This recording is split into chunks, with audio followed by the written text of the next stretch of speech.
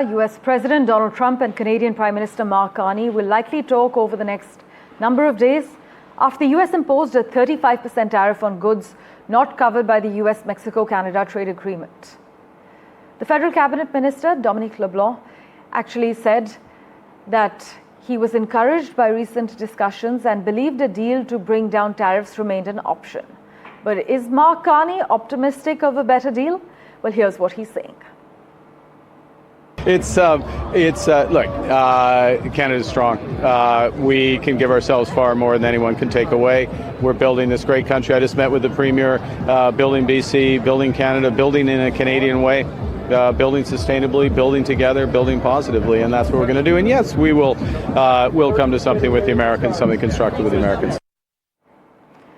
Maha Siddiqui has been tracking all the latest developments and all that's happening behind the scenes. She joins us live from Vancouver at the moment. Maha, is there an option of striking a deal that will bring down some of the tariffs imposed?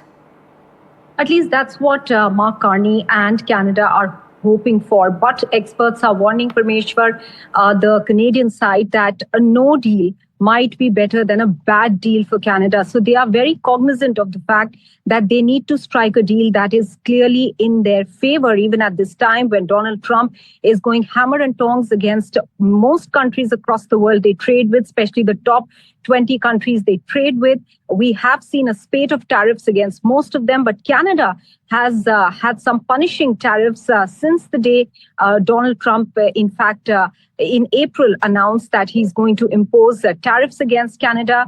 They already have a 50% tariff on aluminum and steel, which is across board for other countries as well, 25% tariffs on auto, and 10% tariff on energy imports from their country to the United States. A 35% tariff on non-CUSMA compliant goods is punishing for them in such a scenario. Now, many of the experts believe that most goods are CUSMA compliant. Some peg it at about 89%. Some say only 60% goods are CUSMA compliant, and therefore, if it's only 60%, then for some of the sectors, it could be very, very detrimental to have a 35% tariff that Donald Trump has announced. If it's 89%, the impact may not be as much. But we have already seen impacts on some industry, like the auto industries. We have seen job losses, especially in the province of Ontario.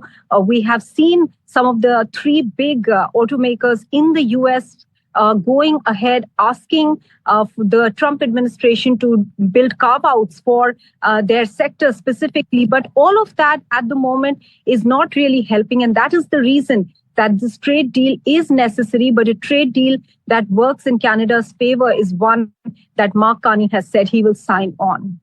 Right, as always, Maha, thanks so much for joining us with the lowdown. As Maha is indicating, some within the government say a no deal might be better than a bad deal for Canada. We'll keep tracking the latest for you as far as the tariff trade war is concerned.